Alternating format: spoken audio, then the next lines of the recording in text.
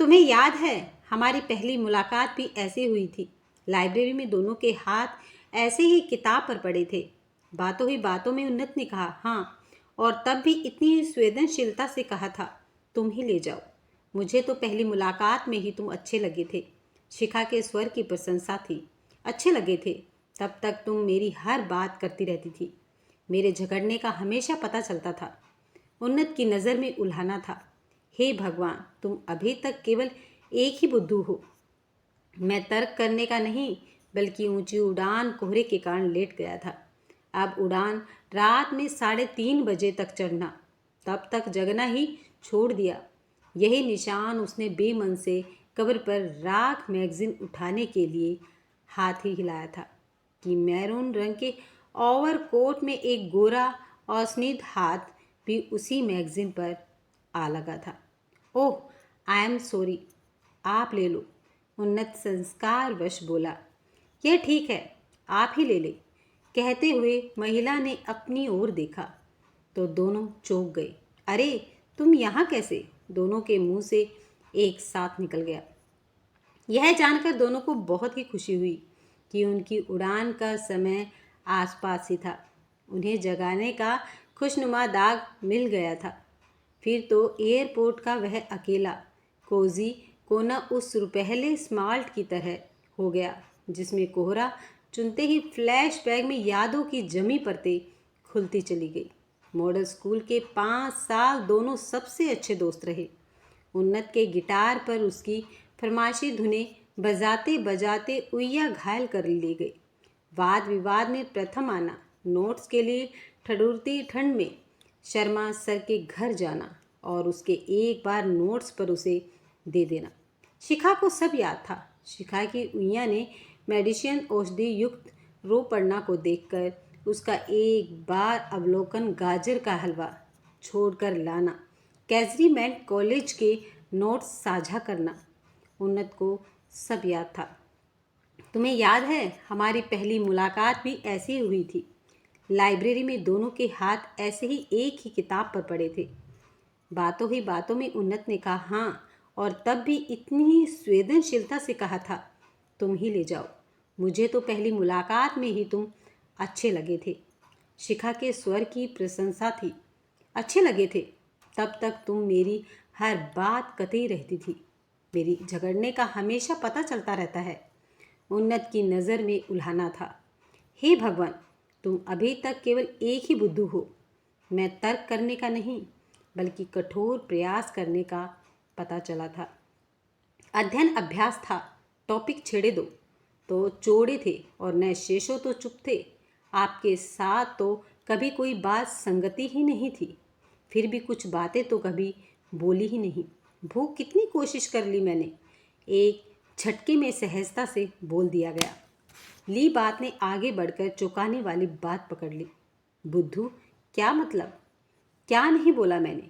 इस पर शिखा सकपका गई और बात तलने की कोशिश करने लगी, पर उन्नत बात को बढ़ावा देता गया। जिस लड़की को उसने दिल में रखा, हमेशा सम्मान दिया, वो उसे बुद्धू कह रही थी। जल्द ही शिखा को कुछ याद आया और उन्होंने अध्ययन की कोशिश की। तुमने कई बार कहा कि तुम अकेले में कुछ कहना चाहते हो, पर जब अकेले में मुझे कुछ याद आया तो कुछ कहा ही नहीं। मगर एडवांस के दिल पर जमी हिमालय सी बर्फ को उष्णता मिली थी। वो पिघल गया। क्या मैं जब सारी रात जागकर फे सब्जेक्ट के नोट्स क्यों बनाए थे, और तुम तक के दस्तावेज दिसंबर के महीने में सुबह सुबह के लिए सुबह सुबह 1 घंटे पहले घर से क्यों तय किए गए थे? जब मैंने वाद विवाद के लिए सरकारी क्षेत्र को चुना और तुमने कहा कि किसी सरकारी कर्मचारी से ही शादी करोगी, तो मैंने निजी क्षेत्र में जाने का फैसला क्यों किया? बहुत सी ऐसी बातें समझने के बाद वो बोली। कुछ बातें दिखती नहीं, समझ में आती हैं मिस अकल। और हाँ, मैंने नहीं कहा था तो ही कहिए। ऐसी बातें सुनकर हैरान रह गई। वो भी चक्कर बोली। अरे वाह, मैंने भी तो बहुत तरीके से कहा। फ्रैंक पर कैसे कहा? आखिर लड़की थी मैं। उन्होंने आगे भी एक ही पंक्ति में कहा, वाह जी वाह, हर क्षेत्र में बिश्नोई का दावा और प्यार का इजहार करना हो तो वे दोनों इस समय एक दूसरे की आंखों में देख रहे थे। मगर स्टिक खुले शब्दों में दिल की जुबान पर आते ही बात दिमाग ने तोड़ दी। मगर जैसे तेज गति से मोटर गाड़ी ब्रेक लीच के बाद भी थोड़ी सी फिसल कर अक्सर दुर्घटना कर ही बैठती है, वैसे ही जुबान तो चुप हो गई, पर दोनों की बातें बहुत कुछ बोलती रही। आज तीसरी साल बाद ये पता चला कि जिसमें उन्होंने टूटे कर की चाहत की थी, उनका पहला प्यार भी उन्हें ही प्यार करता था। वे हतप्रभ भी थे, खुश भी थे और दुखी भी थे। काश हम तब ये समझ गए होते, कह गए। उन्नत कुछ देर बाद एक अनैतिक संसार लेकर बोला, और काश ये कहते हुए शिखा की पलकें भीग गई। उन्नत एकीकरण से वर्तमान में लौटे तो समझ नहीं आ रहा था कि बात कैसे सार्थक हो। मुझे माफ़ कर दो, मेरा मतलब वो नहीं था, मैं सात्विक में हूँ। वह नज़रें झुकाए उसके बाद बहुत देर तक दोनों के बीच का मौन मुख रहा। फिर सन्नाटे के किनारे को चुप कराने के लिए शिखा ने ही बात शुरू की, तुम्हारी पत्नी कैसी है, कितने बच्चे हैं? वो बहुत अच्छी है। बात एक बार चलन, इस बार फिर बात का विषय उम्र का दूसरा पर्यवेक्षण था। दोनों ने ही बताया था कि वे अपने जीवन से खुशियाँ और प्यार से प्यार करते हैं। अपनी उड़ान का अनाउंसमेंट विस्मयकारी उन्नत माध्यमिक हो गया है। फिर कब मुलाकात होगी पता नहीं, शायद न हो, लेकिन एक बात कही है जो शायद फ़ोन पर न कह पाऊँ। मैंने कहा था ना कि अब हम दिल की न कहते हैं तो अच्छा ही होता है, पर अब लगता है कि ये ठीक हुआ। ऐसी कौन सी कमी थी मुझ में जो मेरे प्यार ने मुझे स्वीकार नहीं किया। ये सोच ही शायद वो खलिश थी, क्योंकि मैं अपने अतीत को कभी याद नहीं करना चाहती थी।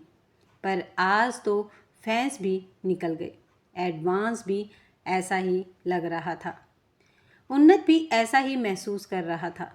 उसकी आंखों में एक अजीब सी चमक और हल्की नमी थी, जैसे वर्षों से दबे भाव आज रास्ता पा गए हों। उसने गहरी सांस ली और कहा, शायद कुछ रिश्ते मुकम्मल होने के लिए नहीं, बल्कि हमें कुछ सिखाने के लिए ही बनाए जाते हैं। शिखा हल्का सा मुस्कुराई, हाँ, और शायद इसलिए ही ये यादें इतनी खूबसूरत हमें लगती हैं, क्योंकि इनमें कोई शिकायत नहीं है, सिर्फ अपनापन है। दोनों कुछ पल चुप रहे, जैसे समय को वहीं रोकना चाहते हों। एयरपोर्ट की हलचल के बीच उनका वो छोटा सा कोना अब भी उतना ही सुकून भरा होता है। ख्याल रखना अपना, उन्नत ने धीरे से कहा। तुम भी, शिखा ने जवाब दिया। आँखों में हल्की नमी लिए दोनों अलग अलग दिशाओं में बढ़ गए, लेकिन इस बार दिल में कोई अधूरापन नहीं था। कुछ कहानियाँ ख़त्म नहीं होती हैं, बस एक खूबसूरत याद बनकर हमेशा के लिए दिल में बस जाती हैं।